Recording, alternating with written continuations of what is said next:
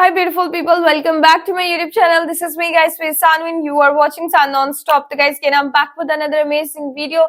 आज की जो हमारी video big disaster waiting to happen in India. India के अंदर कोई बहुत बड़ा डिजास्टर होने जा रहा है.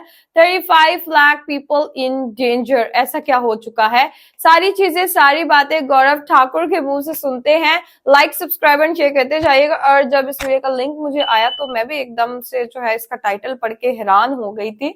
तो खैर मैंने पहले वीडियो नहीं देखती, आप लोगों को सबको पता है, तो आप लोगों के साथ ही वीडियो देखते हैं. तो let's jump into the video.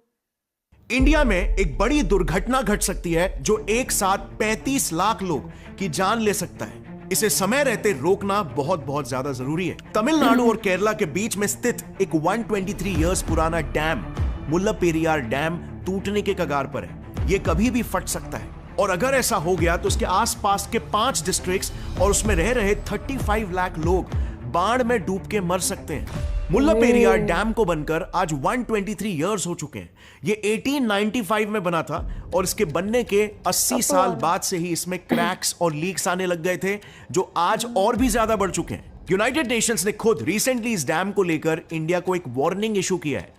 इसके अलावा भी IIT Roorkee, Kerala state disaster management department, India's lawyers association और ना जाने कितने सारे टॉप इंस्टीट्यूट्स ने इस पर डिटेल्ड इन्वेस्टिगेशंस कंडक्ट किए हैं और सभी का एक ही ओपिनियन था कि इस डैम को जितना जल्दी हो सके रिप्लेस करके वहां पर एक नया डैम बना देना चाहिए. क्योंकि एक डैम की एवरेज लाइफ एक्सपेक्टेंसी सिर्फ 50 साल की होती है, लेकिन इस डैम उससे ऑलमोस्ट 3 गुना ज्यादा 123 इयर्स हो चुके हैं. आईआईटी रुड़की की रिपोर्ट्स का तो यह कहना है कि अगर इस एरिया में 6.5 रिक्टर स्केल का भी एक अर्थक्वेक आ जाता है तो यह डैम तुरंत कोलैप्स हो जाएगा.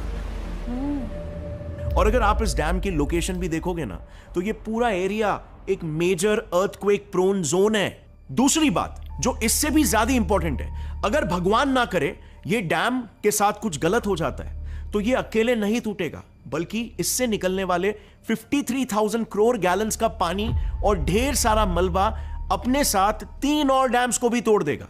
यस, क्योंकि इस डैम का लोकेशन ही थोड़ा सा डेंजरस है. इस डैम के एग्जैक्ट पीछे है इडुक्की डैम. इडुक्की डैम के पीछे है चेरुथोनी डैम और इसके एकदम बाजू में है कुलामावू डैम.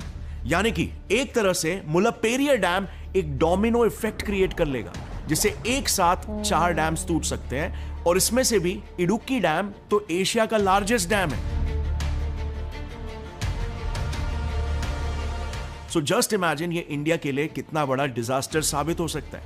4 डैम टूटना कोई मामूली बात बिल्कुल भी नहीं है. And just so that you can imagine the scale, जरा सोचो 1979 में गुजरात में सिर्फ एक डैम मोरबी डैम टूटा था और उसी से इतने मेजर फ्लैश फ्लड्स आए थे कि यहां पर 25,000 लोगों की मौत हो गई थी. 11 अगस्त का दिन मोरबी के लोगों के लिए विनाश का संदेश लेकर ही आया. पूरे क्षेत्र के जनजीवन को तहस नहस कर गया. 2 गांव का नामो निशान तक नहीं रहा. असंख्य परिवार पूरे के पूरे ही बह गए. कि पूरे इंसान जो है वो टेलीफोन वायर पे लटके हुए थे, इलेक्ट्रिक वायर पे लटके हुए थे और हजारों की तादाद में लाशें पड़ी हुई थी. मतलब वाकई में हमारे देश में एक बहुत बड़ी आपदा कभी भी दस्तक दे सकती है. लेकिन सबसे शर्मिंदगी की बात यह है कि सबके बावजूद हमारे देश के कई सारे नेता, कई सारे पार्टीज इस पर सिर्फ पॉलिटिक्स ही खेल रहे हैं. मतलब केरला और तमिलनाडु, इन दोनों स्टेट्स की गवर्नमेंट्स एक दूसरे पर पल्ला झाड़ रहे हैं. 2 states, a 126-year-old dam, and a long-standing conflict. Kerala dispute over the Mullaperiyar Dam. और इसके पीछे का वन ऑफ द रीजंस है इस डैम का लोकेशन. इस बांध का लोकेशन तो केरला के बॉर्डर्स के भी 173 किलोमीटर्स अंदर आता है, यानी कि ये डेफिनेटली केरला के टेरिटरी में ही आता है. तो फिर अगला सवाल ये आता है कि इसमें तमिलनाडु की सरकार क्यों इंटरफेयर कर रही है. केरला गवर्नमेंट तमिलनाडु गवर्नमेंट से एक्सपेक्टेशंस क्यों रख रही है कि वो आके उनके राज्य में ही इस डैम की मरम्मत करे. और वेल यही तो इस पूरे कहानी की सबसे बड़ी आयरनी है.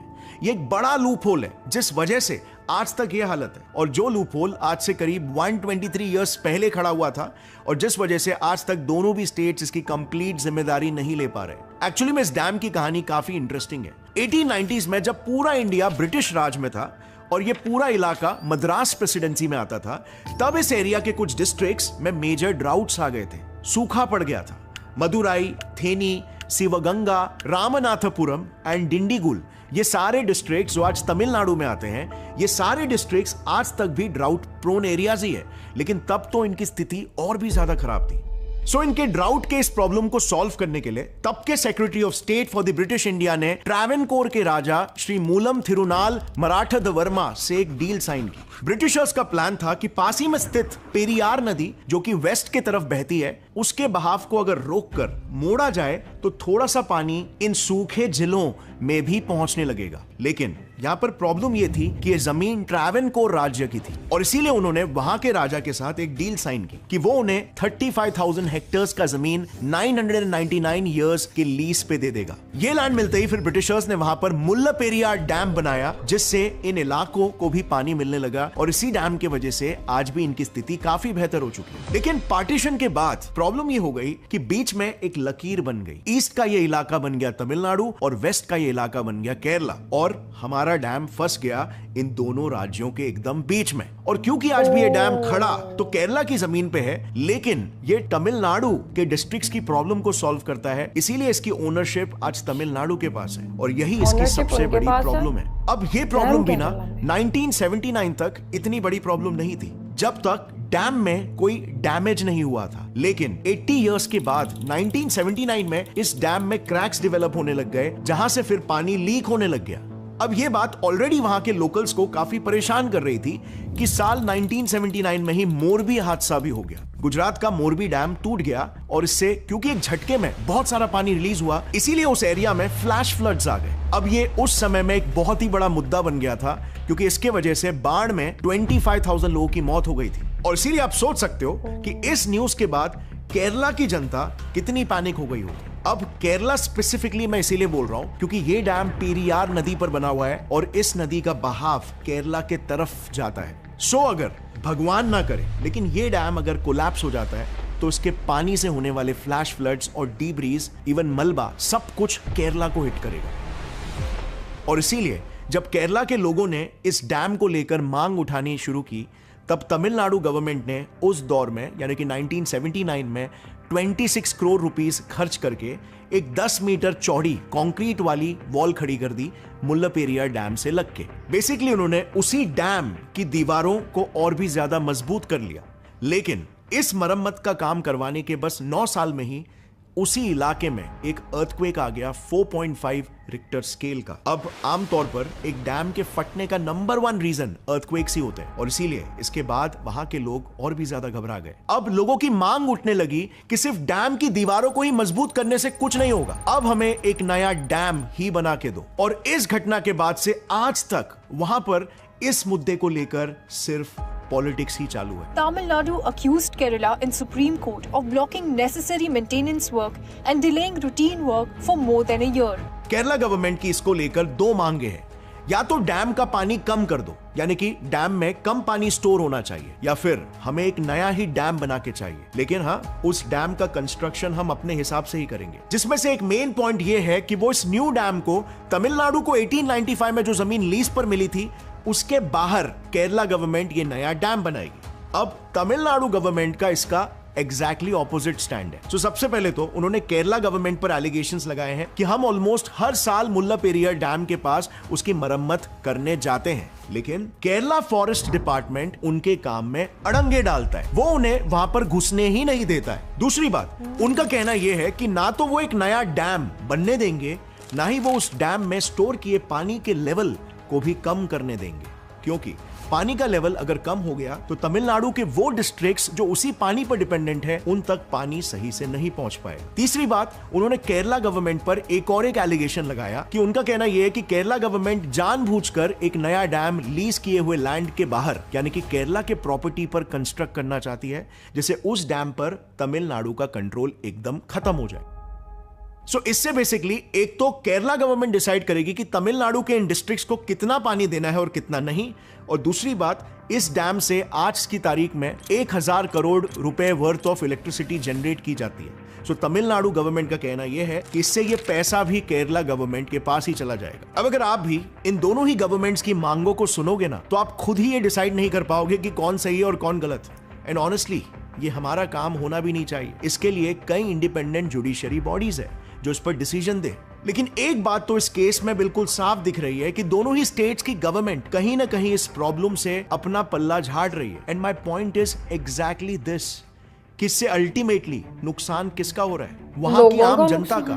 रिस्क किसको लेना पड़ रहा है? वहां की आम जनता को। I mean we are talking about risk. अगर कुछ दुर्घटना होती है तो ये इतना बड़ा डिजास्टर होगा कि शायद ही इंडिया का नेशनल डिजास्टर रिस्पांस फोर्स इसे संभाल भी पाएगा। ऑफिशियल एस्टिमेट्स के हिसाब से इस एक डिजास्टर से 35 लाख आम लोग मारे जा सकते हैं, लाखों करोड़ों की प्रॉपर्टीज का नुकसान हो सकता है, और ये सब कुछ जानते हुए भी इस डैम की मरम्मत नहीं करवाई जा रही है just because of political reasons. और ये मुद्दा ना सिर्फ तमिलनाडु और केरला की गवर्नमेंट तक ही सीमित नहीं है। इंडिया में तो इंफ्रास्ट्रक्चर बनाया ही जाता है इलेक्शंस के पहले 2 फोटोज खिंचवाने के लिए, वोट्स मांगने के लिए। कहीं ना कहीं पॉलिटिशियंस में ये माइंडसेट क्यों है कि ये जो इंफ्रास्ट्रक्चर्स है ये लोगों की मदद के लिए नहीं बल्कि ये इलेक्शन जिताने के लिए होते हैं। समाज सेवा में हमेशा पर्सनल स्वार्थ काय को प्रायोरिटाइज किया जाता है। अगर ये वीडियो का क्लिप आपको पसंद आया तो पूरी वीडियो चेक करना मत भूलना, लिंक नीचे डिस्क्रिप्शन में है। ओके गाइस, वीडियो बहुत इंफॉर्मेटिव, बहुत अच्छी वीडियो थी। गौरव ठाकुर हमेशा से जो है वो बहुत इंफॉर्मेटिव, ऑथेंटिक किस्म की जो है वो वीडियोस लेकर आते हैं, और 35 लाख लोगों की जो है वो जान इस टाइम खतरे में है। मतलब एक सोच के भी यार होता है कि 35 लाख लोग जो है वो इस टाइम इंडिया के अंदर खतरे के अंदर है। और तमिलनाडु और उसके बाद केरला के जो सीएम साहब हैं, ठीक है, उनको भी इस चीज को भाई सोचना चाहिए कि अपने ग्रजेस जो है वो अपने तक रखे। लोगों की जानों से प्यारे तो ग्रजेस नहीं ना होते।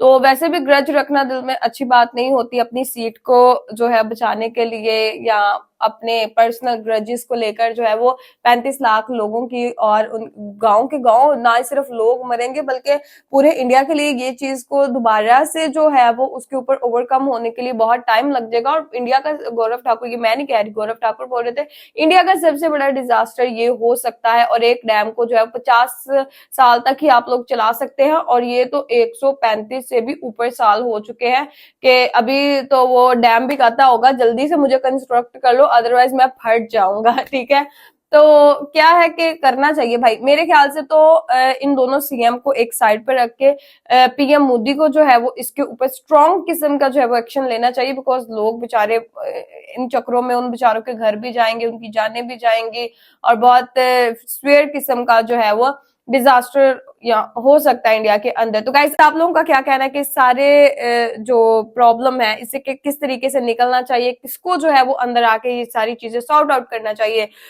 या तो दोनों सीएम को जो है, तमिलनाडु के सीएम जो है और केरला के सीएम जो है, उनको जो है ये बात को सुलझा लेना चाहिए, या पीएम मोदी को जो है वो गवर्नमेंट ऑफ इंडिया को जो है वो स्ट्रॉन्ग एक्शन इस चीज के ऊपर लेना चाहिए? आप लोगों को क्या लगता है? अपनी राय जो है ऑथेंटिक किस्म की और जो है वो जरूर पेश कीजिएगा कमेंट बॉक्स के अंदर। लाइक, सब्सक्राइब एंड शेयर करते चलेगा। इसमें आपको नेक्स्ट वीडियो के अंदर। Bye bye.